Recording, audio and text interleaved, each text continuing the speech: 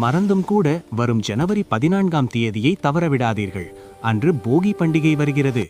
பழையன கழிதலும் புதியன புகுதலும் என்ற தத்துவத்தின்படி உங்கள் வீட்டிலிருக்கும் இந்த 3 பொருட்களை நெருப்பில் எரியுங்கள். இல்லையென்றால் மகாலட்சுமி உங்கள் வீட்டை விட்டு வெளியேறிவிடுவார்.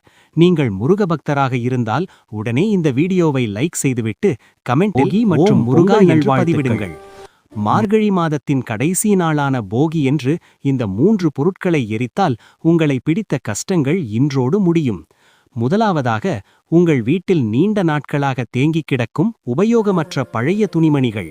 இவற்றை எரிப்பது நம்மிடம் உள்ள வருவையை அழிக்கும் என்று நம்பப்படுகிறது. இரண்டாவதாக, வீட்டை சுத்தம் செய்ய பயன்படுத்திய தேய்ந்து போன பழைய துடைப்பங்கள். இவற்றை எரிப்பதன் மூலம் வறுமையும் தரித்திரமும் நீங்கி மகாலட்சுமி உங்கள் வீட்டிற்குள் வர வழிவகுக்கும். மூன்றாவதாக, உடைந்த மண்பாண்டங்கள் மற்றும் தேவையற்ற பழைய பொருட்கள்.